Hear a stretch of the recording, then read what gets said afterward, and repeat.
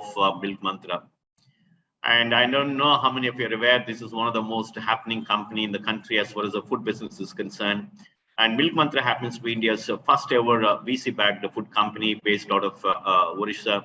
And for the last few years, it has been making history, so much so that even a magazine like Wall Street Journal has carried a beautiful front page article on Milk Mantra, which is a rare occasion and a very rare honor for an Indian company to be featured on the very first page of Wall Street Journal. And not just that, I think across BBC News and other news channels and all the press publications, it has been there. And to do the honors, we have the managing director himself. And Sandipan, by the way, comes with an amazing and very illustrious career. And those of you who are in marketing or sales, I think you should really follow him and his what you call his illustrious journey. And I'm sure each one of us will have great takeaways, if not many, at least few great takeaways in terms of the way somebody can manage his or her career. After having completed his BCom from St. Xavier College, he has done his MBA from the university, and also that back-to-back kind of thing. But he also has done two illustrious programs from great institutions, one from ESAB Business School and other one is from Indian School of Business. And all his career, he has got 9 different assignments. And like I said, in every assignment, he has got something that has definitely changed the very course of that company. And let me just read out some things for you just to demonstrate how illustrious his career has been. Now, he started his career with Lux Singapore PTE as marketing supervisor, where he developed the art of consumer insight and connection in a non-native geography and mastered the human strategy of sales in the event of language barriers and new cultures. And that in those days must have been absolutely phenomenal, right? So that's what he said. In every assignment that he has had, he has made sure that he has made a very defining contribution, not just to his company and the brand that he was heading, but mostly at a personal level as well. And then after that, he was a consultant at Virtual Brand Consulting and Solution for 1 year, and where he had the pleasure of working with some of the best companies as well as preparing a GTM blueprint for organizations like Featherlight Industries, Junction 96, MTR Food, etc. And immediately after that, he was brand manager at MTR Foods Limited, a private limited, and where he has made the brand grow from just about just under 10 crores to about 274 crores in just about 4 years' time. That, as you would imagine, is a phenomenal, right? Immediately after that, he was the marketing manager at Tata Chemicals, which is again different industry altogether. But he became the first. He made sure that it became the first brand in the country to launch table salt, a salt category in India. And after that, he had the pleasure of working as head of marketing for Mother Dairy, which is a private limited, for almost about 4 years then. And then he renamed ice cream on demand experience with a brilliantly executed, also fortified the category with the introduction of a range of new flavors and SKUs. And after that, he had the pleasure of working with the Tiffany Foods, it's a multinational company, international foodstuffs company, as global head of marketing. And he helped the GCC business grow by an unprecedented for 49% value, that is in US dollar terms, right, increasing a value of 5% across the portfolio of brands. And after that, he worked as AVP marketing at Consumer Brands Division at Nutrela for almost again 3 years, or precisely 2 years, 6 months. And he helped the turnaround of one of their core brands called Core Soya and edible oil business by crafting a stupendous growth of 22% in volume and 28% in value for the period between 2013 and 2014. And after that, he worked as the vice president marketing at Smitten Chocolates, where again he made his mark, where he successfully crafted and executed the celebrity endorsement campaigns with the global icon Priyanka Chopra and the youth icon Siddharth Malhotra. Right? And then later then, he worked as a commercial and marketing director for Lactalis Group between for January 2017 and January 2021, just for almost about 4 years, and where he created and executed a new brand architecture for all the leading brands under Lactalis to match growth aspirations. And since I mean, after that, he assumed the charge of Chief Operating Officer of Milk Mantra in January 2021, and in June 2021, he was made he's elevated to the Managing Director and CEO, and in the current position that he's holding in. And I'm sure he has a lot to share with us about the kind of journey that he and his team had been making at the Milk Mantra. And some of them are, like I said, as industry first, and not just within the industry, but also India fast, especially in the way the technology has been integrated to reach out to all the consumers, especially the last mile consumers, and therefore redefining the value proposition itself. I'm sure, like I said, you'll have amazing takeaways from his lecture, and we'll look forward to having his insights. And absolutely pleasure to have you, Sandipan.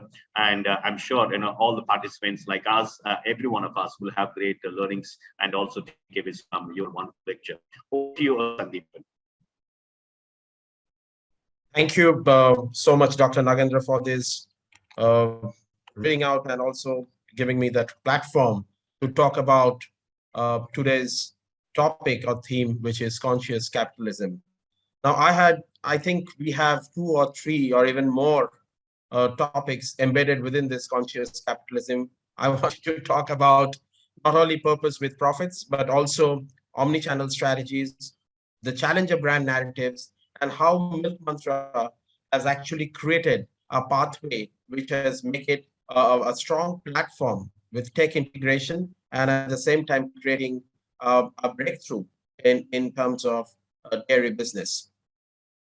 So let me take the opportunity to start by sharing my screen and start talking about challenger brands and conscious capitalism through my presentation.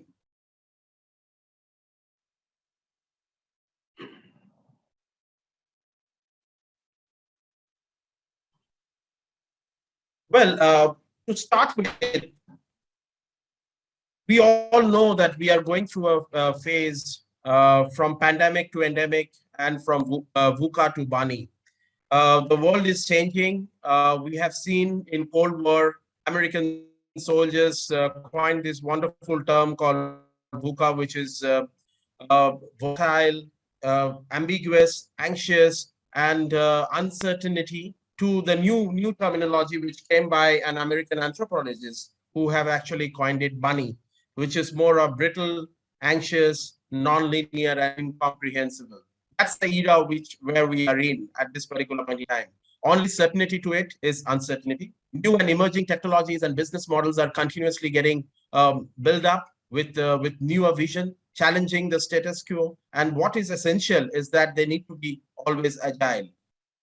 And what we are also seeing along with that, the world is changing in terms of its platform, more towards sustainable, in terms of greener economy, in terms of focus from fuel to lithium, metaverse, and Web3, which is making news and waves across decentralizing finance, is the new buzzword or the new economy, which is almost there to emerge. And organizations which are particularly embedding this mindset and creating a behavior to drive this forward, to adapt to these new changes, will create a signpost for our collective progress. Challenger brand essentially build cultures and create communities. And to do that, what they need to do most importantly is to understand the consumer behavior. And they need to go deeper in terms of understanding that, in terms of understanding the white spaces, and which is much, much, much more beyond just simple demographics. In terms of the narratives, if we look at it, every challenger brand which exists doesn't necessarily need to challenge somebody, right? What it needs to challenge is something that they feel need a broader change. And challenger brands are always driven. The successful challenger brands, now we can see that there are plenty of such challenger brands which exist and they call themselves as challenger brand or portray themselves as challenger brand. But I think the challenger brands are those brands who are driven with strategic clarity, be it in positioning, be it in communication, be it in tech embedment, but it has to have a definitive level of clarity and a behavior which disrupts or create breakthrough in the market.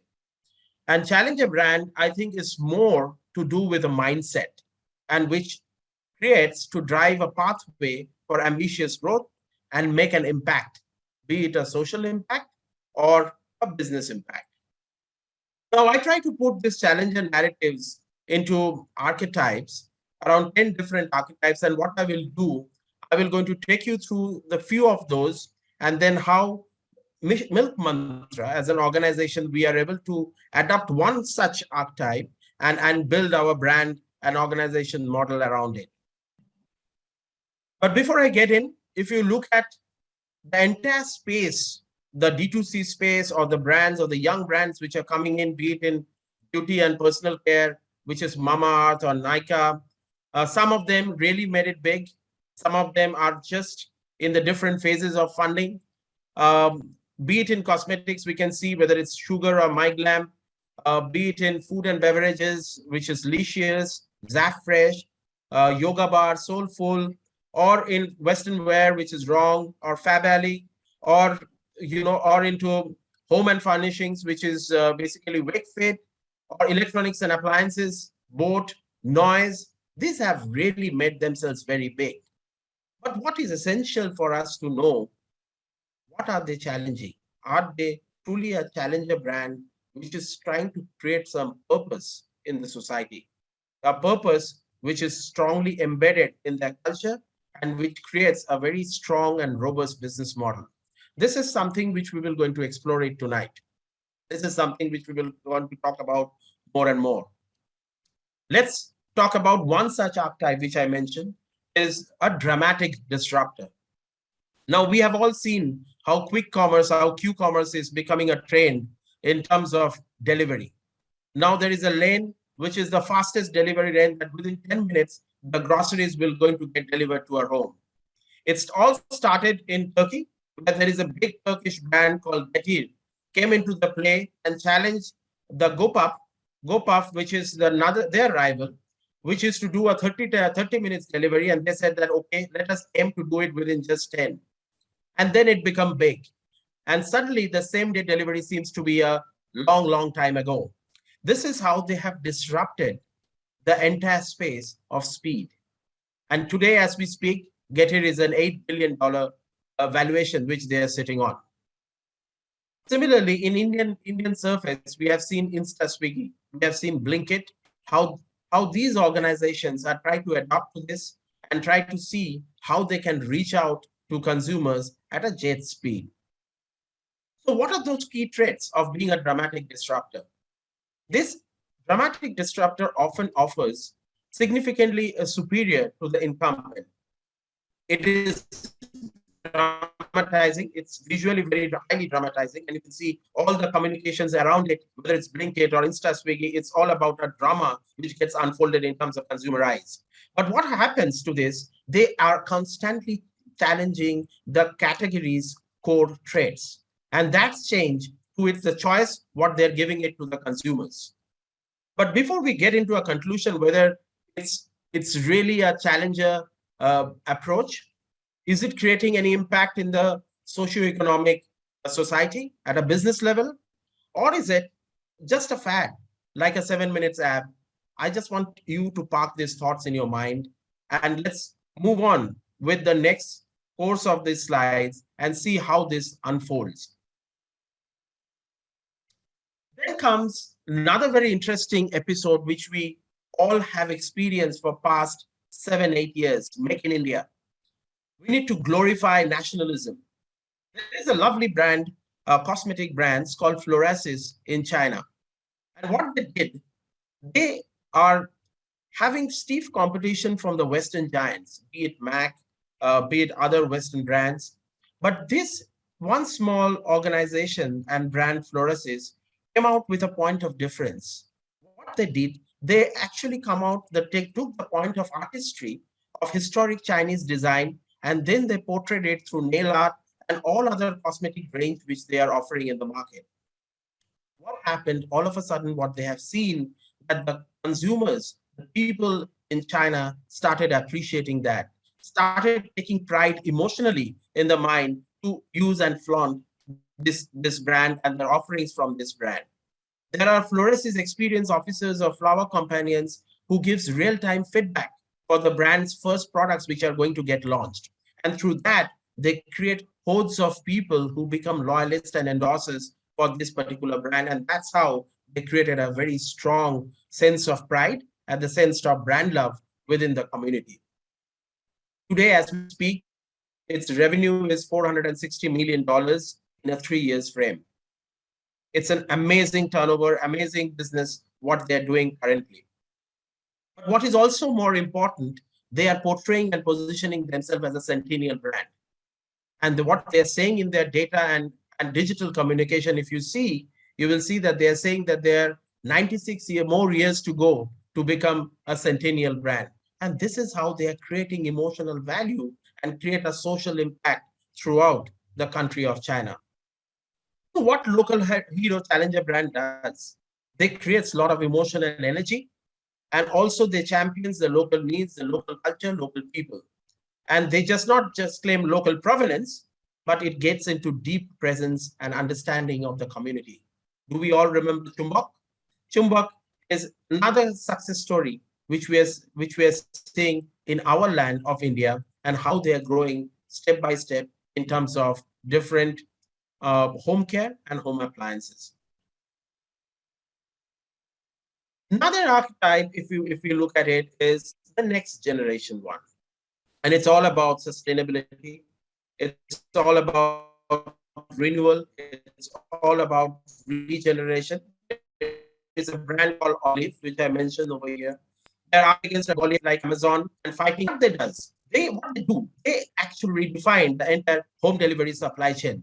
So any consumer who are asking for deliveries to come to their home through Amazon or the rest, this beautiful brand, what they do, they pick up all the products, then they pack it in a reusable box, and then they deliver it to the consumer household.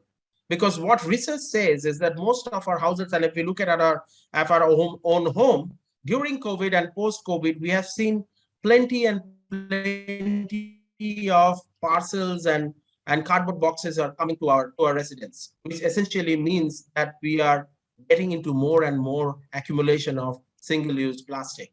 This unique brand's proposition is to change the criteria from speed to a more efficient, sustainable, and convenience to the customers and the businesses. The traits of this, they actually challenges the appropriateness of the market leader or even the whole category. They redefine this category of the era which we are living in. And they elegantly position the incumbent as perfect, time gone by. And this is how they're creating challenges all across, and they're making us a social movement through this. The next one is the one where I work with. This is Milk Mantra. And the archetype which we followed is the missionary one. What does it mean? The missionary brands or the organizations, they primarily exist to change something in the world, in the society, where they feel that something is broken and unfair. It's a single-minded focus. Purpose for them is not a marketing story, but for us, it is deeply rooted. And the business is the mission and the mission is the objective. For Milk Mantra, the purpose, what we have created by saying nourishing truly pure living, right from consumers to farmers, which means the consumers, what we found that there is a trust gap, there is a trust deficit between the consumer and this entire value chain in the dairy industry. So we offer the most pure product to our consumers with respect to nutritional products by innovative offering, which caters to their daily needs. And for the farmers, who are our backbone from where we source milk on a daily basis, there are key stakeholders. And we, through our ethical milk sourcing program, we create a very truly special impact in the society with our supplier farmers.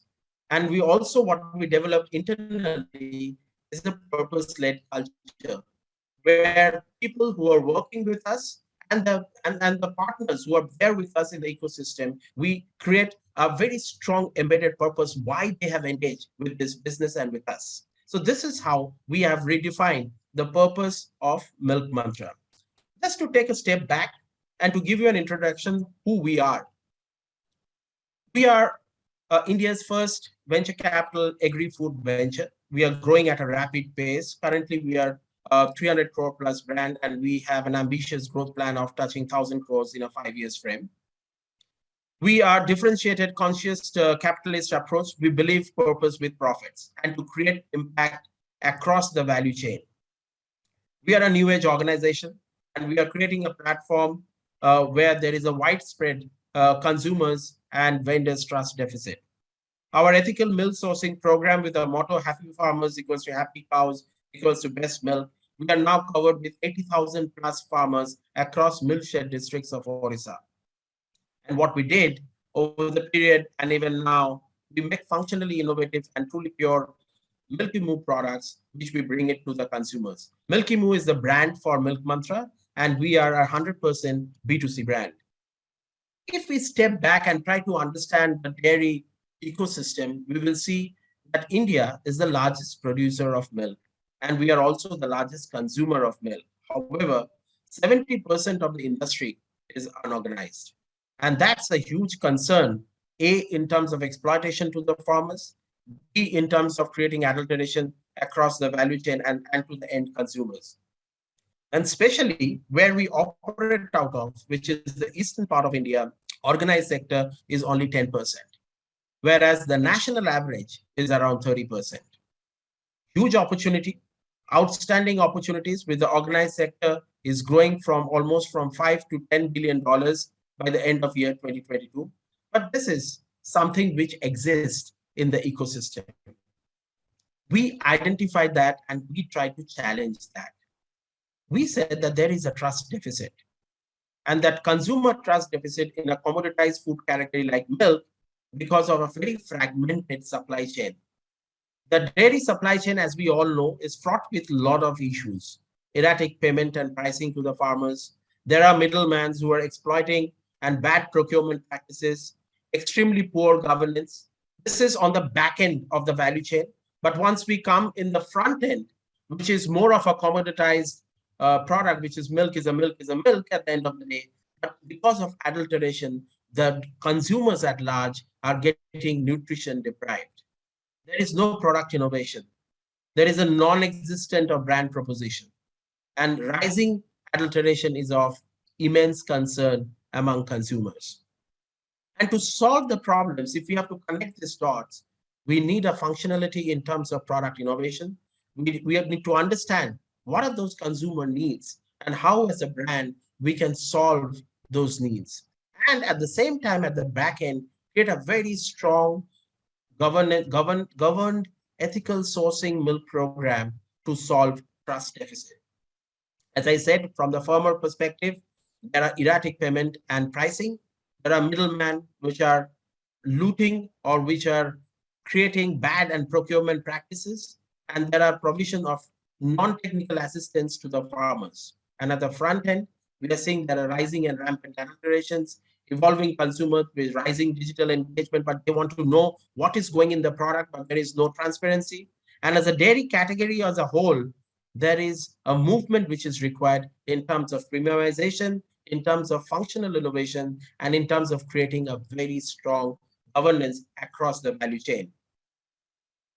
If we talk about our entire farm to factory value chain, we have almost around 70,000 farmer base with a 5 days payment cycle. We are collecting milk across 420 plus direct collection points, and milk are directly sourced from the farmers. Then we take the milk and transport the milk to bulk milk chilling centers where we chill the milk so that the milk remains fresh.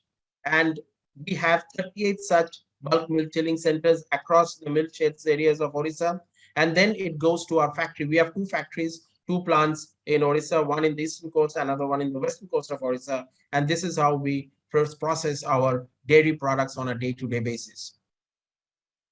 In terms of strong sourcing network, which I was talking about, we are currently sourcing almost around 130 kl of milk per day, every day from around 11 districts in Orissa through a network of 70,000 farmers and 475 collection points.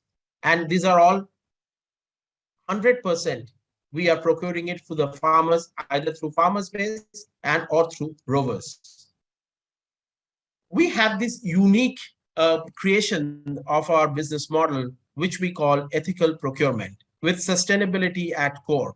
So what we have done it in terms of addressing that non-transparency which is to exist in the farmers collection of farmers' collection or revenue. We created a complete transparency by instituting an automatic milk collection units in across all our collection points. So when the farmer comes in and pours their milk, this is the fat and SNF and the volume. The milk is getting automatically tested.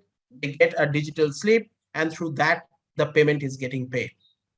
We reduce the farmer's payment cycle from 10 days to 5 days. This generates faster working capital for them to meet their daily needs. Direct farmer systems started in April 2021. So what we did, we don't pass on the payment to the farmers through the middleman or through a group associate. We pay them directly to their bank account so that they can transact.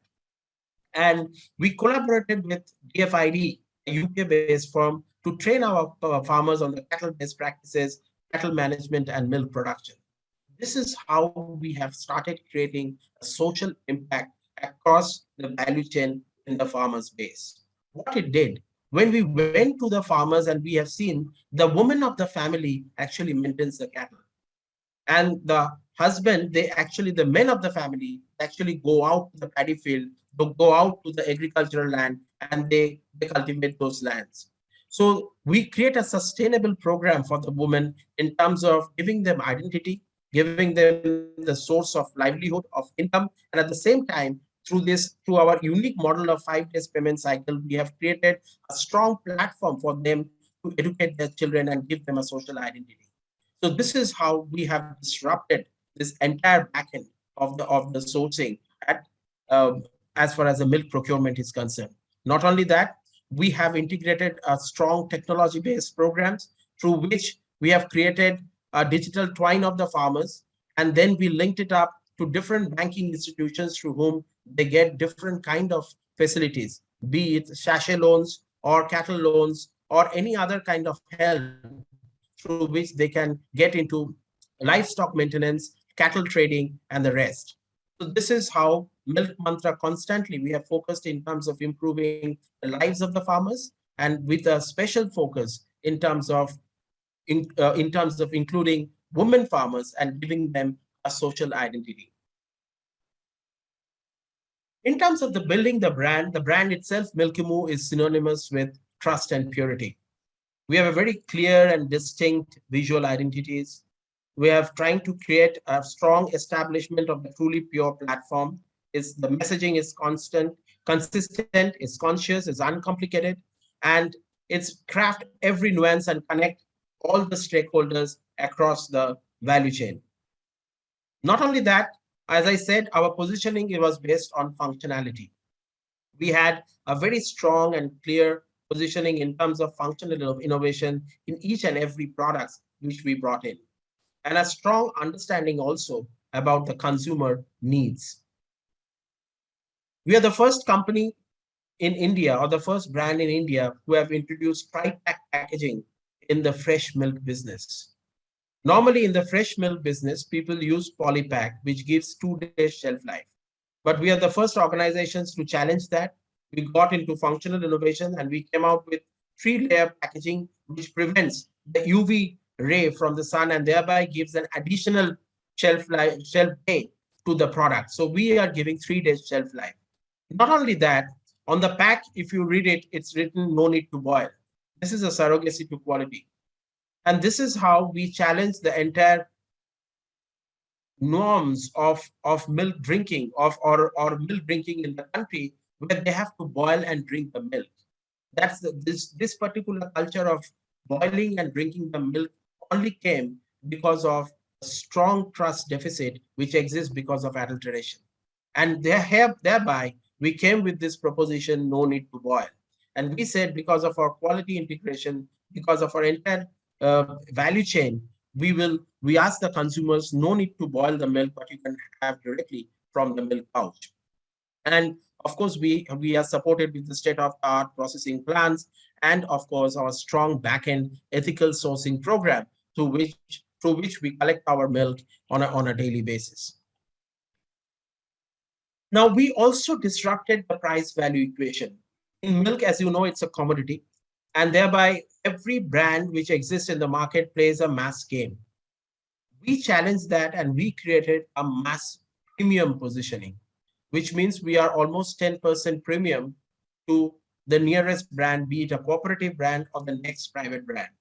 And by doing that, what we have done, we challenge the category norms, and even our fresh milk is now qualified as an added value milk. Our contribution margin, if I have to mention, is around 30% in milk versus the industry norm is around 10 to 15%, because of the ability of the brand which we have created to pass on the cost price inflation to the consumers because of the trust and faith which consumers has over the quality of our product. And in 2022, we have reached almost around 400,000 households through around 10,000 plus ever-growing outlet reach.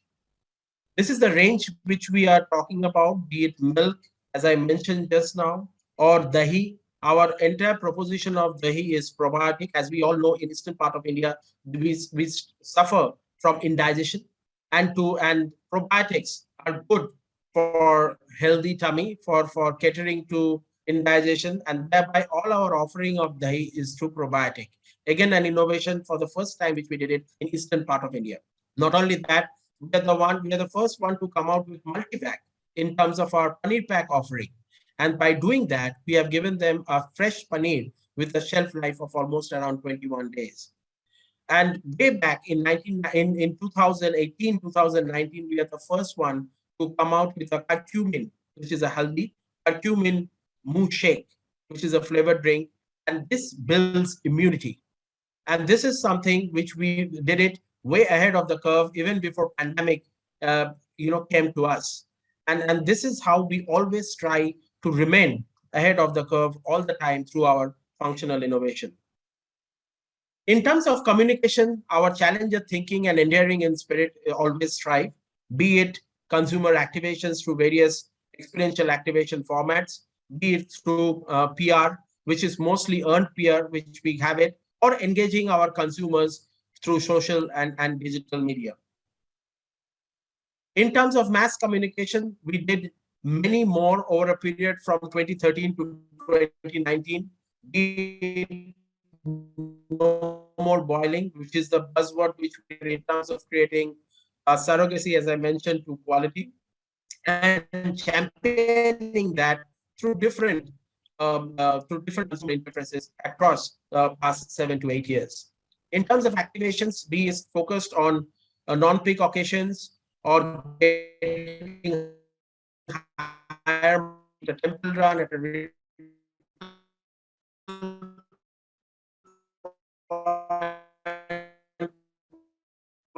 and expose our products, and then they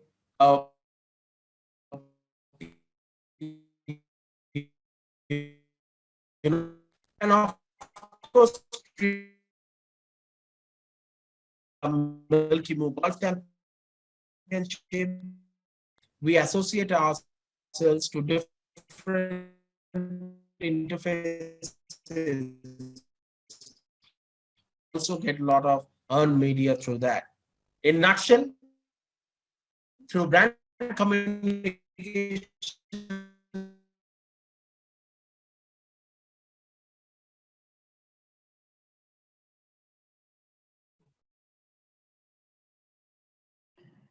yeah, I think Sandeep is back. I think Sandeep, we have lost you for some time, Sandeep, and I think there is a little connectivity issue.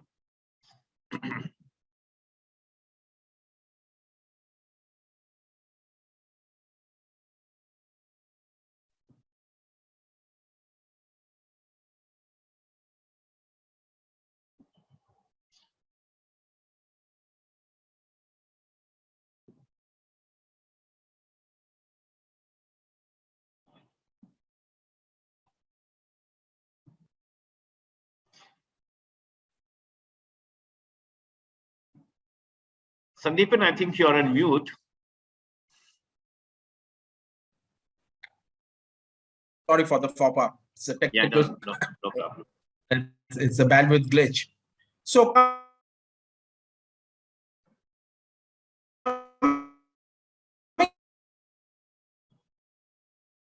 we have covered across marketing or through our direct to consumer household app called Daily Move. Ethically sourced milk, tri-pack packaging, and what we all believe is that if the farmers are happy, then the cows will be happy, and if the cows are happy, we will get the best of milk from them.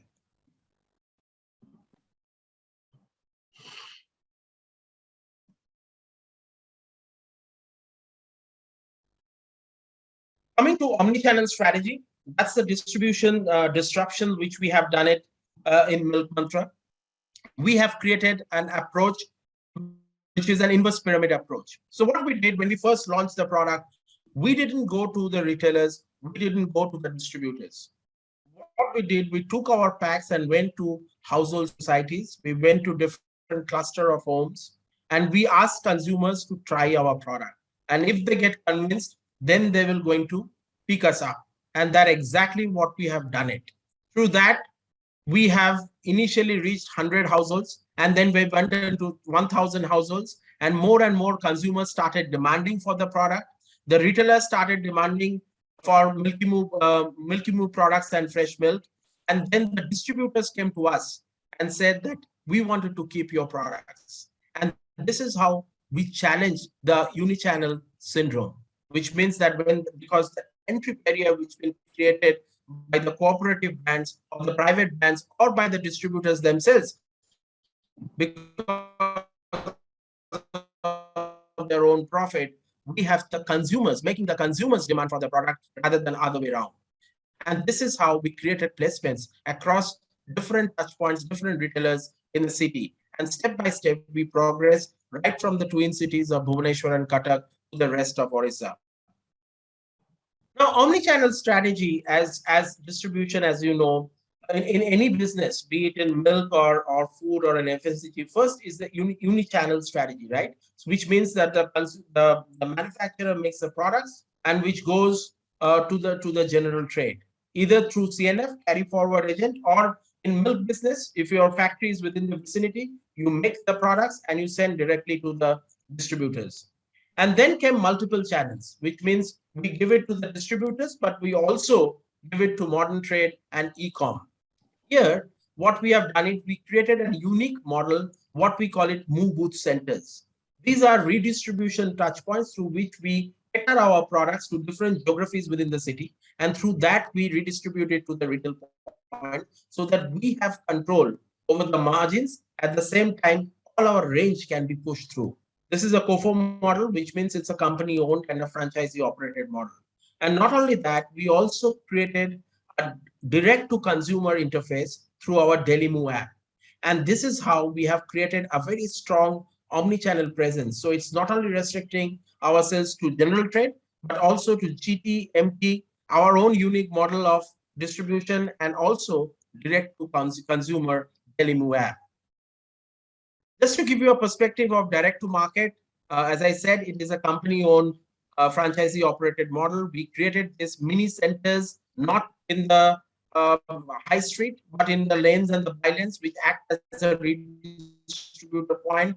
And from there, we redistribute our products to the retail outlets and thereby scratching the barriers which have been created by the distributor for not creating a reason for not selling our products, because we don't believe in passing on the margin, a higher margin to the distributors, but actually to the retailers.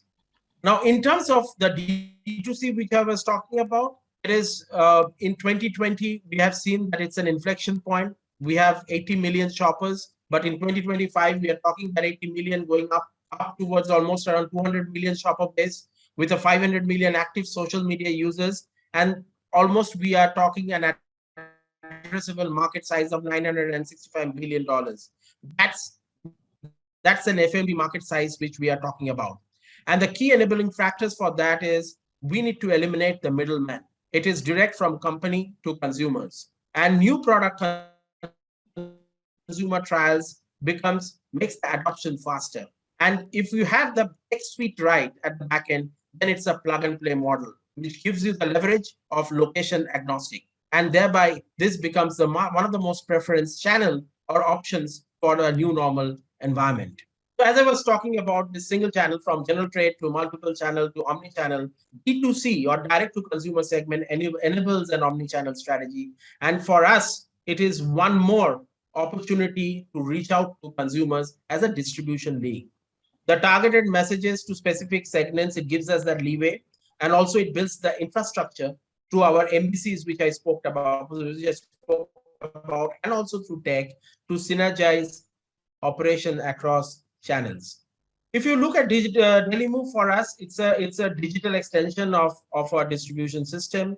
It's a 100% prepaid app. It's a 6 to 8 a.m. delivery service. We have all our products, plus also we have created a breakfast complementary products to give the consumers an additional edge in terms of preference. And it is an in-house app across mobile platforms. We are there across, be it in Google or be it in iOS or Android. As I said, we have a very strong tech integration from subscription to payments till the last mile delivery. It's a simple, extremely simple UI UX, and we have secure digital payment system, and it's an efficient and very cost controlled delivery mechanism. So what happens? The way the supply chain works is that the consumers put the order, the order gets fulfilled in seconds, and that's how the delivery riders get their allocation. And through our MVC, which also act as a fulfillment center, route these products through riders to different consumer households. So this is how Sandipan, I think we have been losing you. model of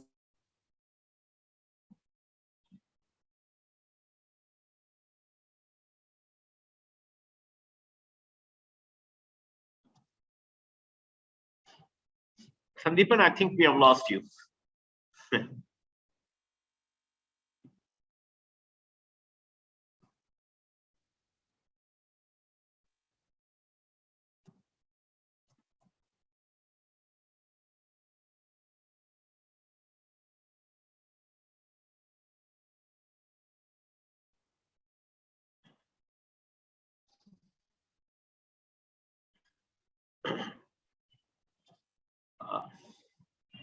Uh, just give us some time for Sandipan to be back. I think that there is some network issue at his end.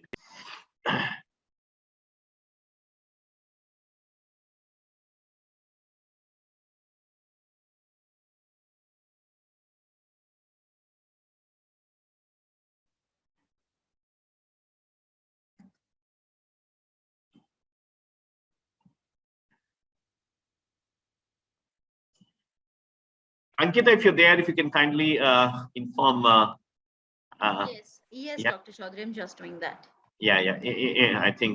I think maybe we'll go off the video so that his bandwidth is saved.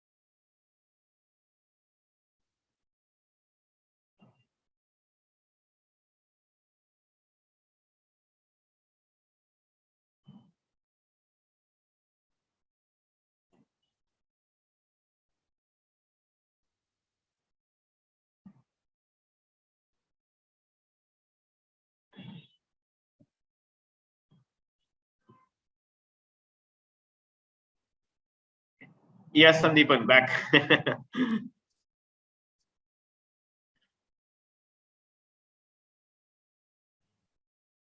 Am I audible now? Yeah, we can hear you.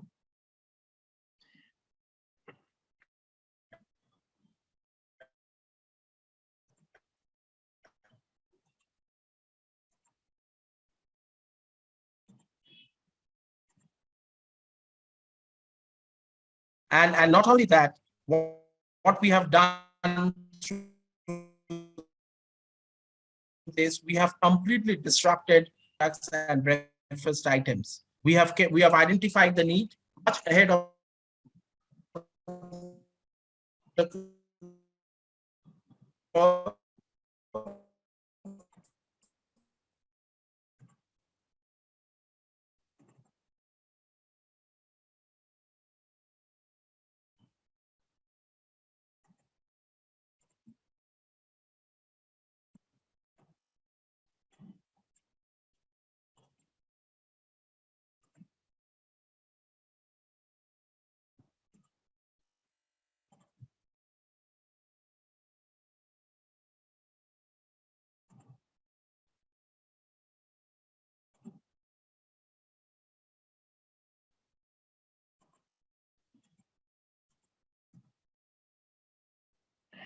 Sandipan, maybe we can try without your video for some time. Maybe because of that, if it improves, the.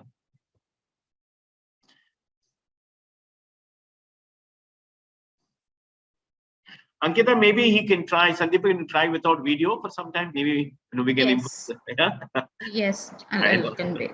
I know. Sorry.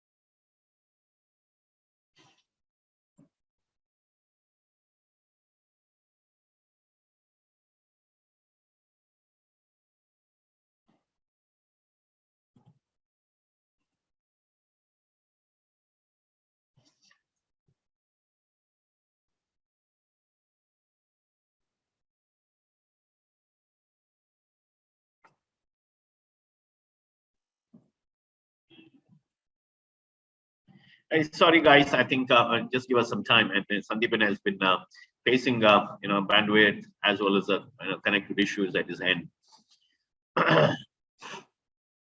He's on the way back. Just give us some time, please. Sort of this will be hosted on LMS. The recording of this one is going to be hosted on the LMS.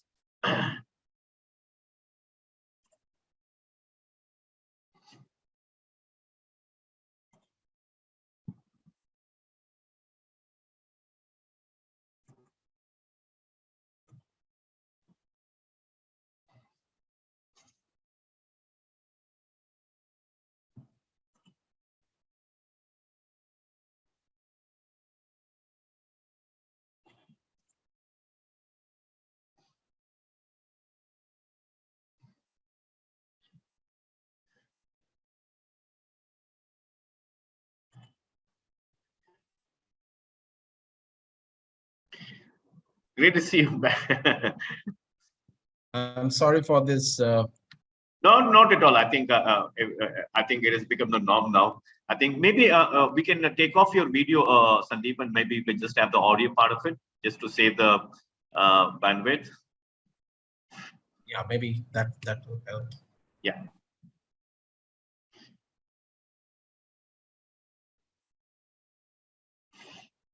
Am I audible now? Yeah. Yes, we can hear you, Sandeepan. Yeah. Yes. So basically, what I'm saying, we have disrupted this entire distribution model through omnichannel and direct to consumer distribution network, because we need to remember that in fresh dairy business, the only model which people used to think to reach out to consumers early morning milk pouches was through either distributors or through this multi-channel in terms of modern trade or through e-com.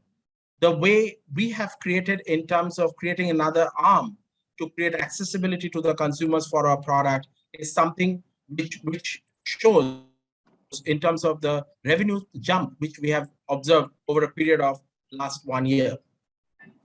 In terms of the marketing, again, it's a new age way of marketing our preference for the consumers, be it Google ads or Facebook ads or affiliate marketing through PhonePe or any other such opportunities which we got, referral marketing through our consumers or through our riders who were actually delivering the products, and also through conventional marketing. The strong performance marketing campaign in terms of acquiring our consumers, increasing the number of orders, and ensuring that we have the lower CAC, which is the customer acquisition cost. We also got a lot of notices been made by different PR or different business houses across the globe, be it Wall Street Journal, be it Forbes, be it Fortune India, Entrepreneur India. They have noticed the way we have created disruption across the channel, and this is something which we got earned media, earned publicity through them. Not only that, our case study, our business model case study is also been taught in Stanford University, and also disruption of venture capitalist funding comes as a part of the case studies in IIM Ahmedabad. In terms of tech integration and disruption, all these are not possible, whatever I said so far, without a very strong tech stack. So our tech stack spreads across the value chain, be it in sourcing, as I mentioned, through our automated milk collection unit, from where we capture all the data, we pass on to the cloud, and through cloud, we recapture the data to do different kind of analysis and to create a stack of the entire farmer database and their transaction, through which we create a lot of digital eco benefits, which goes passed on to the consumer, to the farmers. We have direct farmer payments, be it in sales and distribution. We have complete tracking through our geographic information systems across the cities where we are operating. We have a Salesforce automation in place, which is Bizom, which gets into all our salesmen and the distributor interface. We have an asset tagging through our Salesforce automation. So all the infrastructure which we provide in the market, we all have tagged that across the point of sale. Then we have a very strong backend inbuilt tech stack for our D2C business, which is direct to consumer business through our DailyMove app. And then our entire fleet management is controlled through vehicle tracking system, what we call it VTS. And through that, we not only manages the temperature, but we manages the entire route and gives a lot of flexibility in terms of timely understanding of the distribution which is happening in the night with respect to dropping off crates, the milk deliveries, the crate delivery, etc. And of course, it gives the basic infrastructure of temperature monitoring data. And overall, I will come to that in a separate model, which is the entire blockchain in dairy, which we have created. Now, if I have to digitize India's dairy, we are the pioneer in terms of doing that, be it in the real-time access to farmers' data, as I mentioned, through our automatic milk chilling unit. Our entire sales team is transacting on a digital interface. Our vehicle tracking movement and the tracking system is done through VTS, and also our entire D2C is through our inbuilt app called DailyMove. But if you look at the problems in the traditional supply chain process, we see that there is an unreliable quality in terms of there is no certification in terms of the quality. We are getting milk, we are getting our products on a day-to-day basis, but what consumers want currently is more of transparency in terms of understanding what is the quality which has gone in the product. There is inadequate remuneration for producers. This is one of the deficit which we identified very early in our business model. And thereby, there are untraceable quality producers and inadequate remuneration to the farmers community. Lack of provenance. Information is completely crippled. Increased quality concerns. And of course, along with that, very complex supply chain networks with very compliance regulations, very loosely fragmented compliance regulations. Now, the objective for us thereby is to create a very strong app-first approach for seamless access. So the objective is basically to create a network layer, right from producers who are the farmers to the suppliers, to the food processors, which is the plant where we process our milk, passing on to the different regulatory compliances, and then eventually to the retailers and then to the consumers. And Government of India has administered a blockchain network basis on in the industry international data standards, be it in transparency with open ledgers, increased efficiency through decentralized network, immutable data through better security, and a traceability across through an audit trail. And this is how we captured through our entire blockchain process.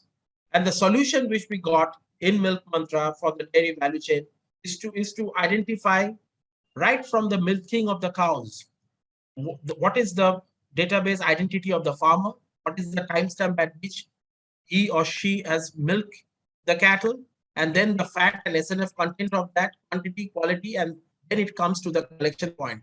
There we have created batch IDs, location, quality, and timestamp, and this is how we created across the value chain till the time we enter into the point of sales or consumers, where they can actually see through our trace ID the entire journey of the process of milk. And this brings in enormous transparency to this entire value chain. Bharat Food Assure is the first India's first agri-food blockchain app, which has been done along with the collaboration with Niti Aayog, and we pioneered along with Niti Aayog to create this traceability index with our partners AWS as well as StressX. I wanted to share with you a video which encompasses this entire blockchain network.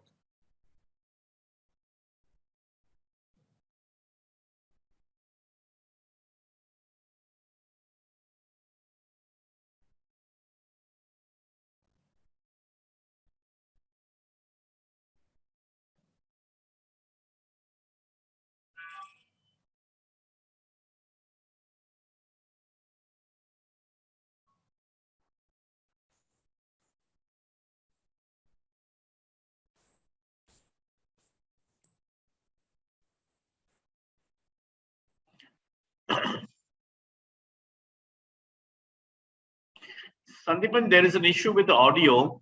Oh, okay.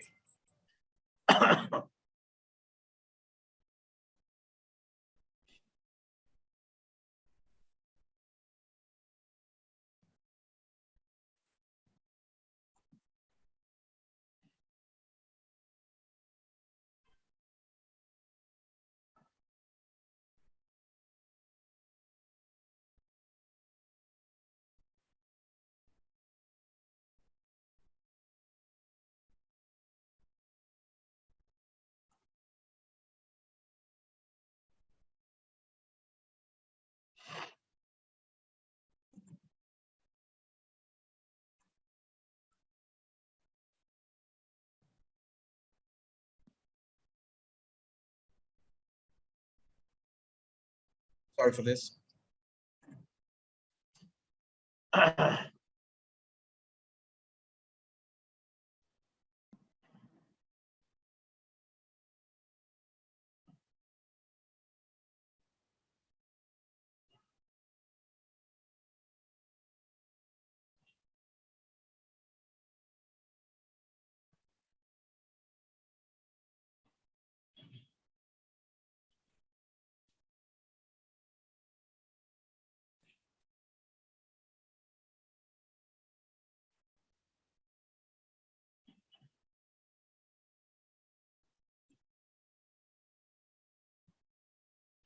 Ankita, if you have that video, if you can share with us, maybe we can try to flip from our end, if that's okay with you.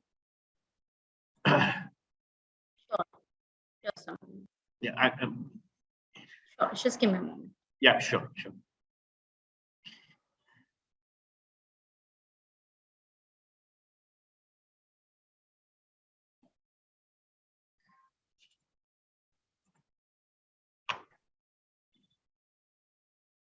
I can share the video from my end. Yeah, makes it. Yeah, absolutely. Absolutely. Most welcome, Ankita. Sure.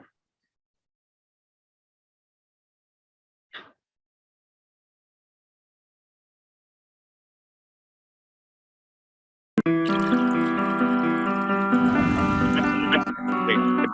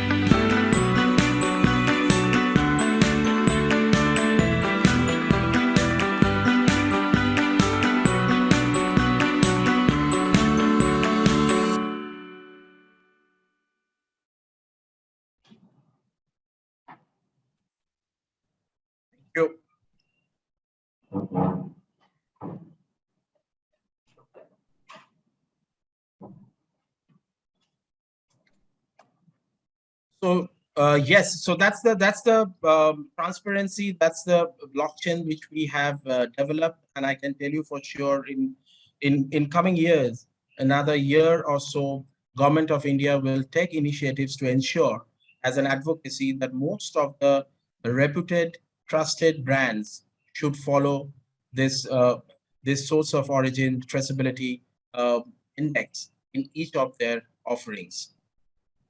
Few of the fruit brands which are using blockchain globally, we have Walmart in US using a digitized supply chain completely on blockchain platform. We have Nestle. They have a Rainforest Alliance with one of their coffee brands called Zogas. And through that, they trace the origins of the coffee beans which are getting sourced. And even Bumblebee, which are a seafood organization, records its yellowfin tuna operations to improve traceability and deter if there is any fraud in this entire supply chain.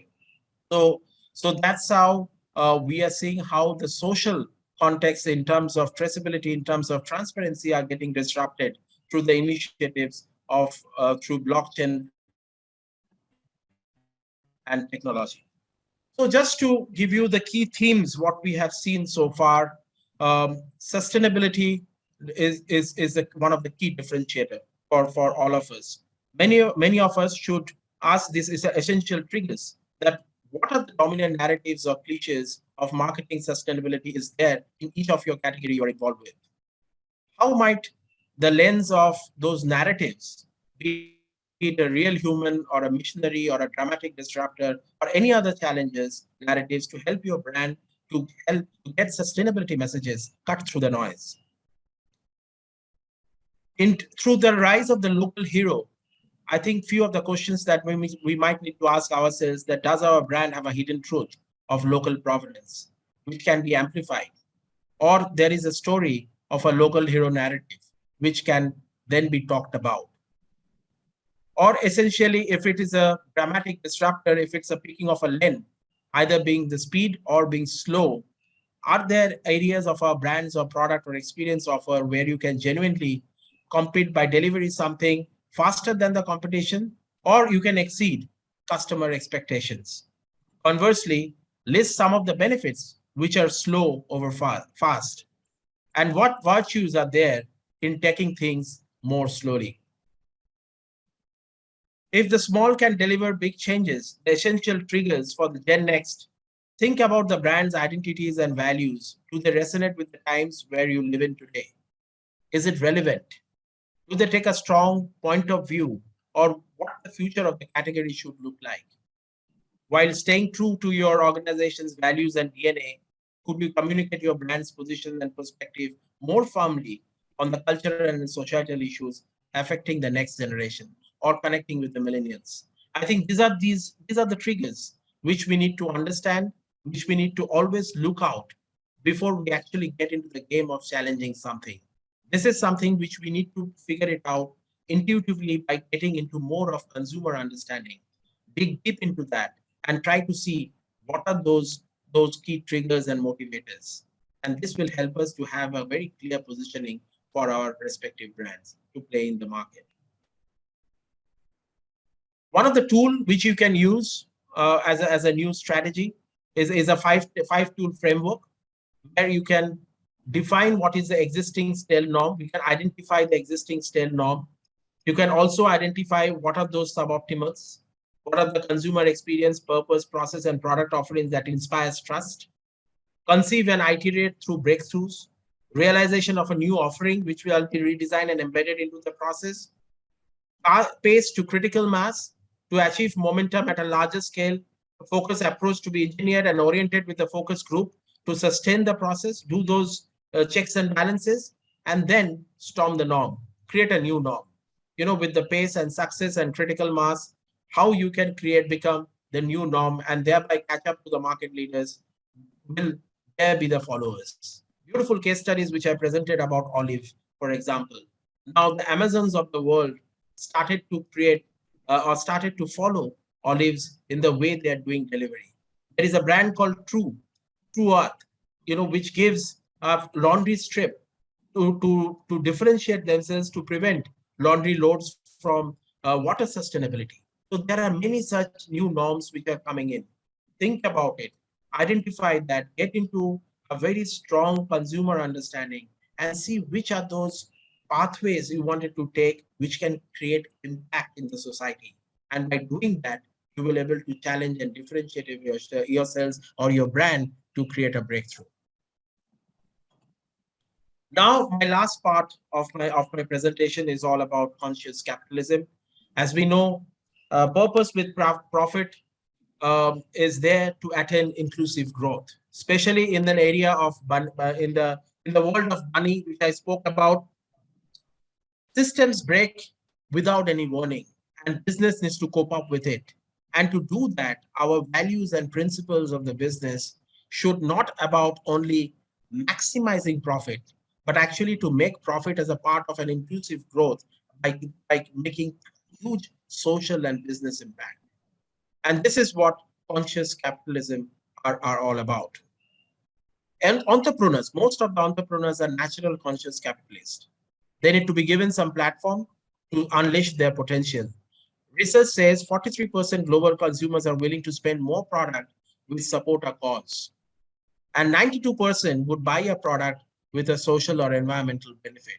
So it becomes that you need to define your purpose. It has to be sustainable. It has to have some elements which can create social impact. And by doing that, more and more consumers will then going to trust your brand and will going to do transactions through your brand. This is what the new mantra which is evolving. If you got thinking, what is a purposeful business? If you look at it as a successful business model, there are three elements to it. One is the commercial business model. How do you want to do the business? Financial robustness of it, whether they are sustainable, whether they are profitable, operating cost, so on and so forth. And then the scalability part of it. Is it scalable? Is it goes to the next level and create larger scale in terms of operation? And then comes a corporate citizen business. This is the second level of evolution, where along with these three important elements, which is commercial business model, financial robustness, and scale, comes governance. And you can look at it in today's world, environmental social governance, ESG, is becoming a key, along with other governance which should be embedded in the DNA of the organizations. But then the winning organizations are the one which are mission driven disruptive companies. So we need to get into that level. And this level is where we get into systemic thinking, structured thinking. And this will help us to attain not only the financial robustness, not only the scale or governance, but also create huge social impact. It is not easy. It's a journey, but this is where we need to be. So from a successful business model, we need to move towards a corporate citizen, and even from a corporate citizen, how we can create purpose, an impactful purpose in the economy, in the society. And that is where mission-driven disruptive companies comes in play. In terms of our Milk Mantra's pathway for purposefulness, if you look at the scale, we created a mass premium brand, Milky Moo, and it is one of the fastest growing dairy brands in India. As I said earlier, we are a 300 crore company. We are having an ambition to touch 1,000 crores in a 5 years frame from now. We have created a very strong commercial business model. From being India's first VC-funded agribusiness startup, we went on to get into mainstream by getting the private equity investors have trust on us and invest on the board and created a very strong business model around it. We have the financial robustness.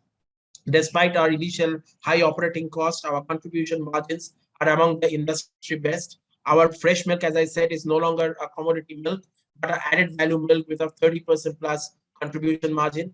We are creating a very strong impact of reaching out to almost 300,000 consumer households and 70,000 farmers. As I said, systemic thinking is the most critical part of it. How we should address the inherent trust deficit in the dairy sector, backed by an ethical milk sourcing functionally, along with functionally innovative products. And overall is the governance, that how we can incorporate best practices very early in the venture. And as we move ahead, we're now getting into more of creating larger governance. We addresses larger governance challenges in terms of making it more environmentally sustainable. In terms of the scaling purpose, is it possible? if we have created almost around an impact of $100 million, which we have given it to the farmers through our daily procurement of milk over a period of 10 years. So if just 100 companies reimagine this business model, it can create 100 million lives. It's hard economics, right? It's mathematics. It's a business and a social entrepreneurship. So what does reimagine mean? Everyone needs purpose and everyone can thereby make profit. So we need to restructure our value chains. We need to restructure our digital incentives and concentration. It's possible, as I said, it's not easy, but there are few things to think about. The impact which I was talking about, we are talking about 300,000 plus ever growing households and happy consumers who are now not deprived of nutrition. We are ensuring that we are giving the right product at the right time to them. We are touching 80,000 happy farmers. We have paid them $100 million over a period of 6 to 7 years' time. Their income levels have reached. We have support the children and education and healthcare, and we have given a social identity for the women. So in a nutshell, if I have to talk about, summarize our entire evening's presentation of today, we need to define our purpose. Purpose with a scale which can impact with society in a larger way. And of course, it has to be profitable. As a brand, to do that, and after defining that, we need to understand the consumer need gap. What are those white spaces? What are those gaps which are remain unmet? And we need to get deep into that. We need to create consumer communities.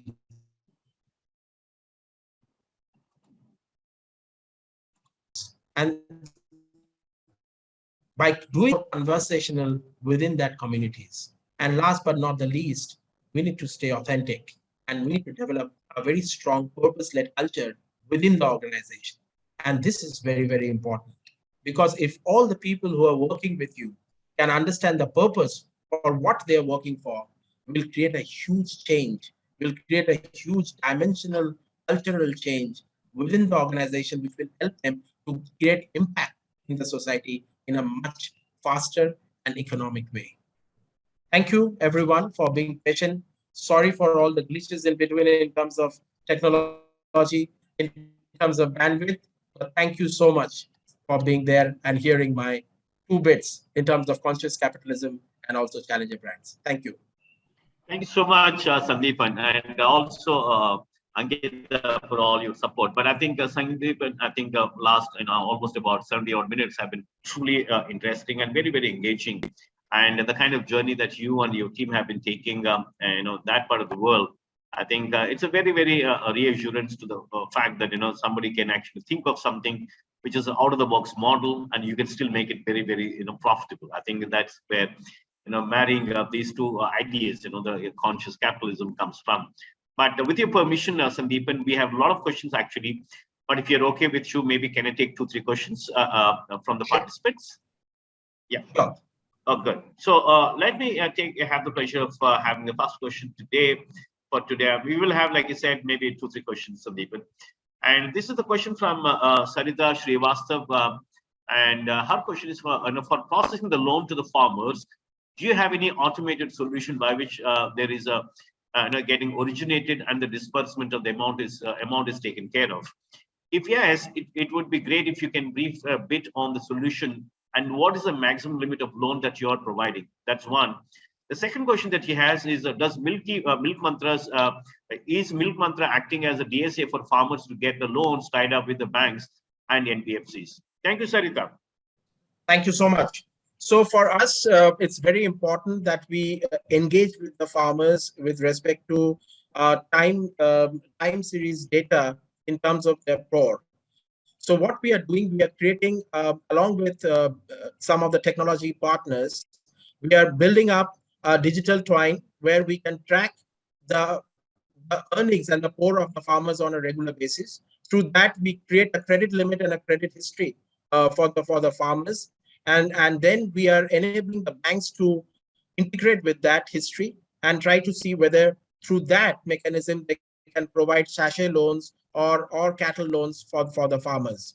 We act as an intermediary between banks and the farmers, but we don't stand as a guarantor on behalf of the farmers.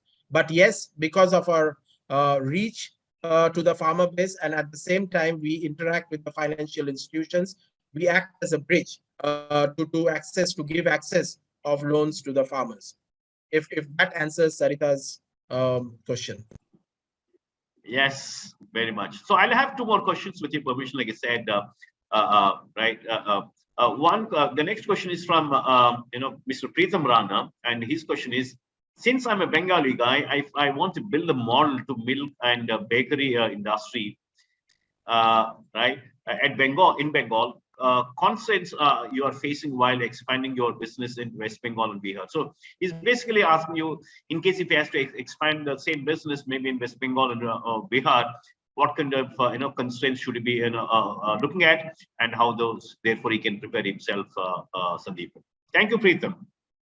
Sorry, Doctor, if you can just repeat Preetham's question. Yeah. Sure. His name is Preetham Rana, and his question is: since I'm a Bengali guy, and if I want to build this model in that is milk and the bakery business in Bengal, what are the constraints that you are facing right now while expanding your business? And of course, he's referring not just Bengal but also Bihar. So he wants to know from you what kind of constraints you are facing while expanding your business, Sandeep. Sure.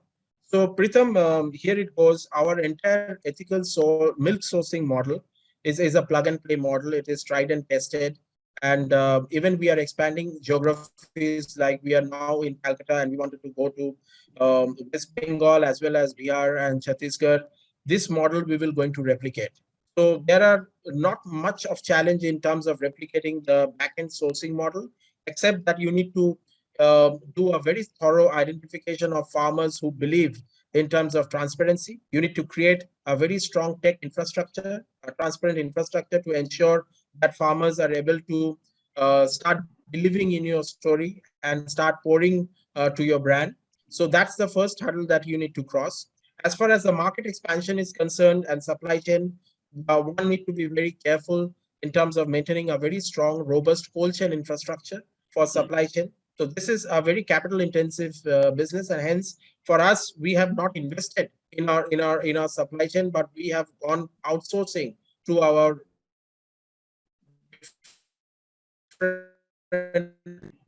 challenge is basically the distribution challenge, which is when it's a new brand, when it is, as I said, we have created an inverse pyramid model. So we went to the consumers first. We make them a lot of product trials, test trials, ensure that they try our product and they like our product. And once they start liking our product, they start demanding our product. And while doing that, we need to ensure that wherever you are doing test trials, you also products are placed. Even though, as a test trial basis, even though initially you need to just place your product, even if they're not getting sold, you need to lift it back. This creates a lot of trust, not only with the consumer, but also with the trade community.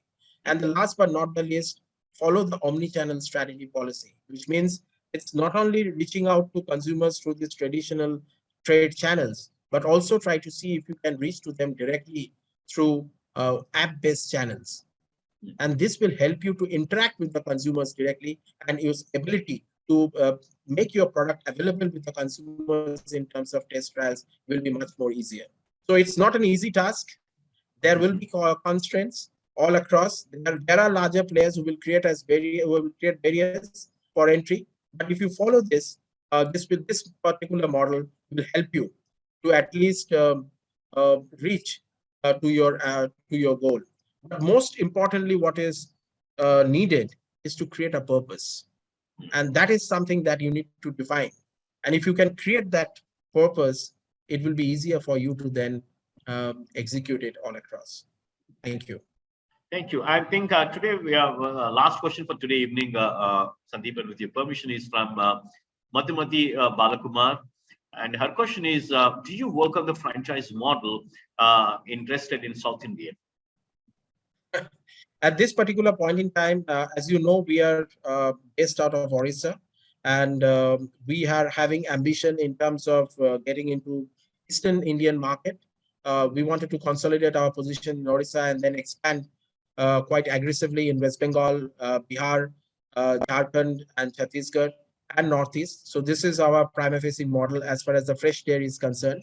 But at a second phase, yes, we surely will be a pan-India brand, be it in southern parts of India or in the northern parts of India.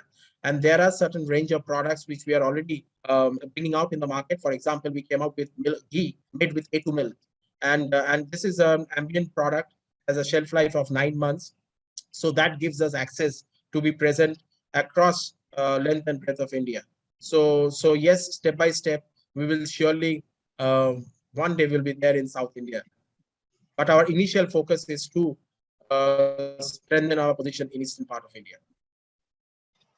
Thank you so much, Sandeep. And I'm extremely sorry that we have overshot your time, but absolute pleasure and honor to host you, and with amazing insights and the kind of soulful journey that you and your team have been making.